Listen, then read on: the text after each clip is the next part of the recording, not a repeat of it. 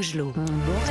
Bon réveil à l'écoute d'Europe 1, 7h15, la une de vos journaux ce mardi 8 août. Lionel, c'est l'heure de votre revue de presse. On en parlera tout à l'heure à 7h40 avec notre invité. Ce nouveau coup de chaud à la pompe, comme le titre Le Parisien ce matin. Les prix des carburants s'envolent au cœur de l'été. Mauvaise nouvelle pour les automobilistes et leur porte-monnaie bien sûr. Le samplon 95 et le gazole se vendent 11 et 14 centimes plus cher par rapport à début juillet.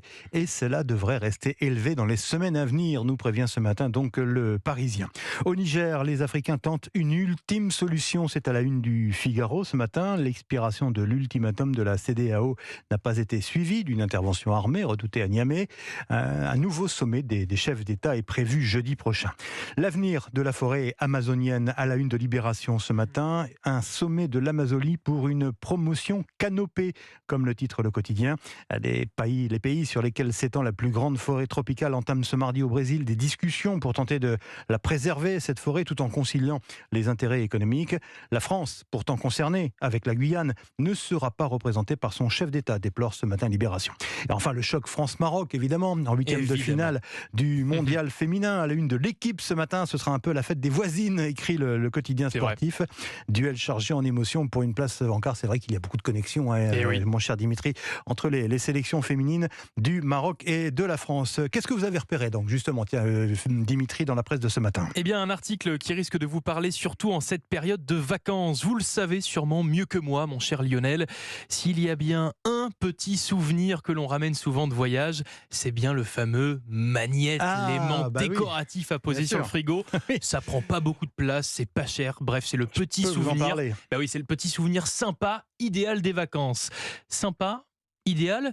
Eh bien, figurez-vous que pas vraiment. Ces aimants peuvent endommager vos frigos, surtout les plus récents. C'est ce que nous explique le quotidien Ouest France ce matin. Pourquoi ? Eh bien, parce que ces magnettes créent ce qu'on appelle un champ magnétostatique, un champ magnétique en fait, qui n'est pas sans conséquence pour certains appareils électroniques, comme par exemple les écrans tactiles présents sur les portières de frigo, qui risquent de ne plus fonctionner en présence de ces magnettes, ou en tout cas s'endommager plus rapidement. Bon, je vous rassure malgré tout, Lionel, car je sais que vous avez une grande collection de magnettes. Ces aimants sont inoffensifs pour la santé, bien sûr, et pour la conservation des aliments.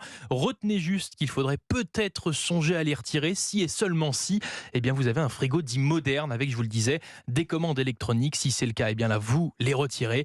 Mais si vous avez un ancien frigo, entre guillemets, il y a aucun problème, vous pouvez garder tous vos magnettes. On peut les mettre sur un pêle-mêle, par exemple. C'est du meilleur effet dans un salon. C'est vrai. Moi, je vais vous parler, Marlène, Dimitri, d'une mode musicale que les moins de 50 ans ne peuvent pas connaître.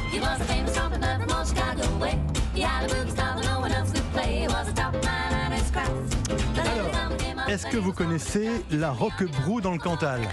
Oui. Non. Menteur.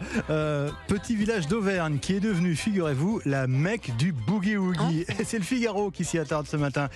Désormais une référence. Jusqu'aux États-Unis, ce festival qui commence demain va attirer des milliers de visiteurs pendant 5 jours. Et le petit village va prendre donc des allures de Nouvelle-Orléans, des mélodies de jazz à chaque coin de rue, des danseurs costumés virevoltant au rythme des pianos.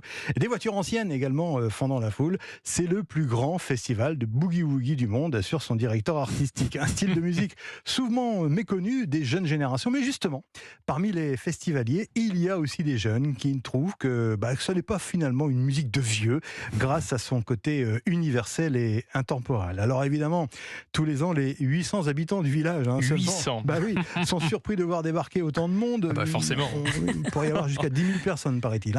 Il y a même des Américains, figurez-vous, qui traversent spécialement l'Atlantique pour venir au festival. Donc un véritable phénomène que ce festival du boogie-woogie à Roquebrou, ce village du Cantal devenu la Mecque du boogie-woogie. C'est à lire ce matin dans le Figaro.